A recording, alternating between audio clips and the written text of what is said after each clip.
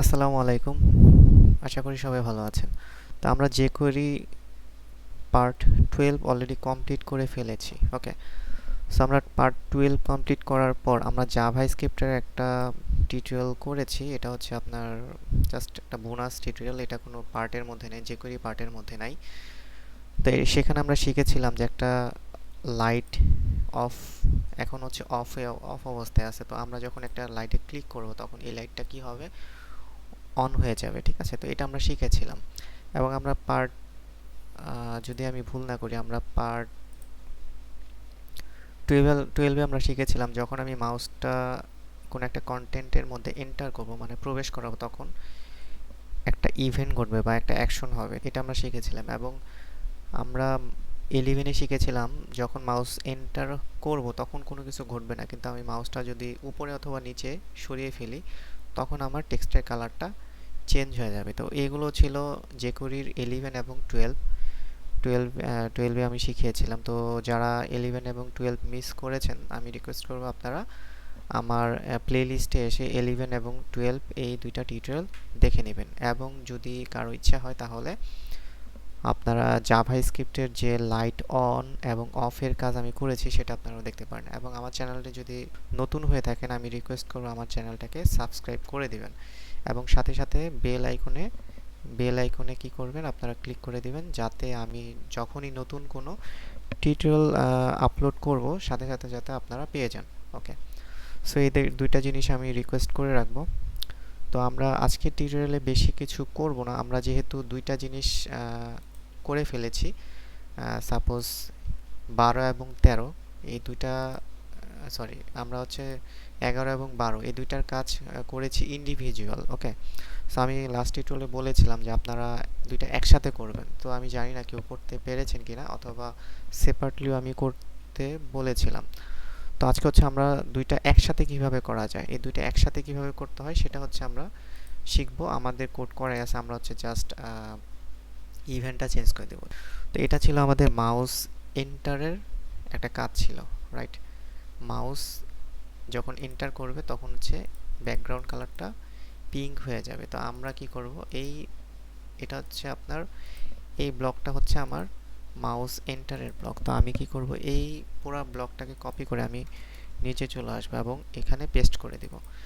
এবং এখানে আমরা কি করব, মাউস এন্টারের পরিবর্তে মাউস লিভ। ওকে, সো আমরা জাস্ট এখানে মাউস লিভ ইভেন্টটা দেব এবং এখানে আমরা কালার করে দেব কি, ব্ল্যাক। ওকে, সো আমরা দুইটা কাজ করলাম। একটা হচ্ছে আপনার, সো আমরা এখানে ব্যাকগ্রাউন্ড কালার দেব। আচ্ছা, ব্যাকগ্রাউন্ড কালারই রাখি। তো এখানে দুইটা জিনিস ঘটবে, আমি যখন মাউস আমার এই টেক্সটের মধ্যে নিয়ে আসবো তখন ব্যাকগ্রাউন্ড কালার চেঞ্জ হবে, আবার যখন আমি সরে আসবো তখন আবার নতুন আরেকটা ব্যাকগ্রাউন্ড কালার অ্যাড হয়ে যাবে। তো সেটা আমরা এখনই দেখতে যাচ্ছি। তো চলুন, তো আমরা ওইটাকে সেভ করে তারপরে হচ্ছে ব্রাউজারে এসে রিফ্রেশ দিব। ওকে, সো আমাদের নিচের যে H1 হেডিং ট্যাগটা, এখানে কিন্তু কোনো এখনো ব্যাকগ্রাউন্ড কালার আসেনি।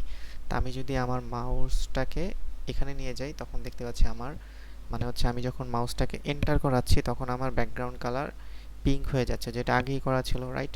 সো আমি যখন সরিয়ে আসছি তখন দেখেন আমার ব্যাকগ্রাউন্ড কালারটা সরে গেছে, কিন্তু আমার টেক্সটের কালারটা কিন্তু দেখাচ্ছে না। সেক্ষেত্রে আমরা কি করতে পারি, এটা তো একটা প্রবলেম। তো আমরা এর আগে শিখেছিলাম যে যখন আমরা মাল্টিপল সিএসএস ইউজ করব, রাইট, তখন আমরা কি করব, তখন আমরা সেকেন্ড ব্র্যাকেট দিব। সেকেন্ড ব্র্যাকেট দেওয়ার পর আমরা কি করব, সেম জিনিসটাই পেস্ট করে দেব, কিন্তু আমরা এখানে কমা ইউজ করব না, আমরা হচ্ছে কোলন ইউজ করব।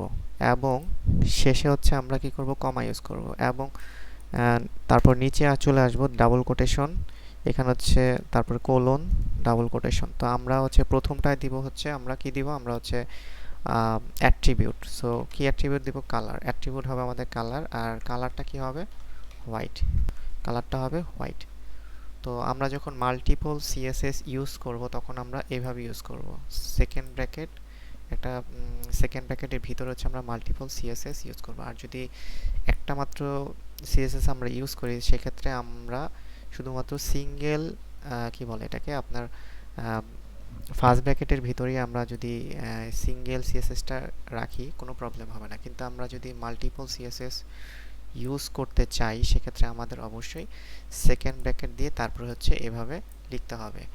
আর এখানে দেখতেই পাচ্ছেন যে ফার্স্ট ব্র্যাকেটের মধ্যে লিখছি তখন আমরা কমা ইউজ করছি। ওকে, অ্যাট্রিবিউট, এটা হচ্ছে আমাদের অ্যাট্রিবিউট, দেন হচ্ছে ভ্যালু, কমা দেন ভ্যালু। আর যখন আমরা মাল্টিপল সিএসএস ইউজ করছি তখন আমাদের এক্সট্রাভাবে সেকেন্ড ব্র্যাকেট অ্যাড করতে হচ্ছে, দেন হচ্ছে আমরা কি করছি অ্যাট্রিবিউট কোলন দেন হচ্ছে value, attribute colon value.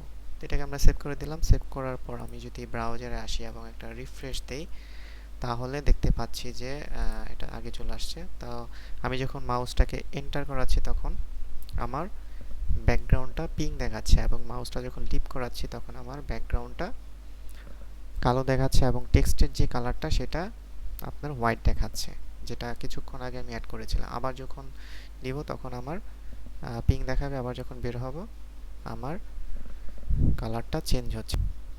So এইভাবে হচ্ছে একসাথে দুইটার কাজ করা হয়। তো আশা করি এটা অনেকে করতে পেরেছেন, যারা করতে পারেননি তারা আমার এই টিউটোরিয়ালের মাধ্যমে এটা করে ফেলবেন। সো ধন্যবাদ সবাইকে।